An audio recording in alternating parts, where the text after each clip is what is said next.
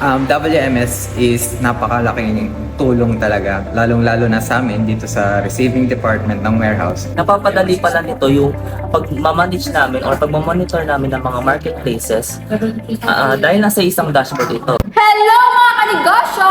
Ngayon, isasama ko kayo isa sa mga satisfied customer para malaman natin ang experience nila sa Pericon using our order management system and warehouse management system. Tara!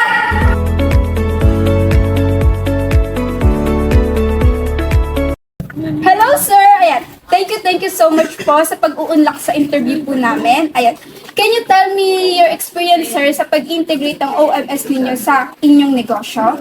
Yes. At first, sobrang hesitant kami gumamit ng system. Pero once we tried the system, napapadali pala nito yung pag-manage namin or pag-monitor namin ng mga marketplaces dahil nasa isang dashboard ito. At sobrang laking tulong nito dahil sa pangmadali ang proseso since lagi kaming na-out of stock at minsan nakakapag-fulfill kami ng wrong items.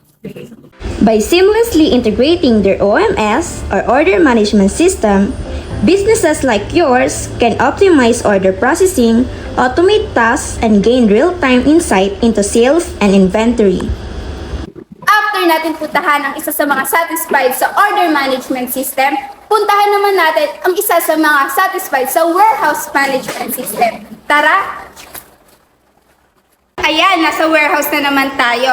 So, eto si Sir, isa sa mga warehouse personnel natin. So, Sir, ask ko lang, Sir, ano po yung naging impact ng pag-integrate ng WMS sa araw-araw na operation po ninyo? Well, yung WMS is napakalaking tulong talaga, lalong-lalo na sa amin dito sa receiving department ng warehouse. Dahil isa ito sa main tools kung paano natin na-inbound at nakikita yung mga available stocks natin sa system.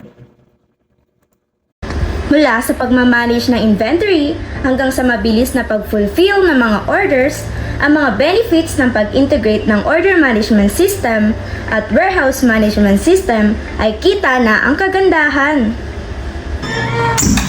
Ayan, narinig natin yung mga naging experiences ng mga satisfied customer natin sa paggamit ng Pericon. Kayo, ano pang inaantay nyo? Like and follow our Facebook page, Pericon PH.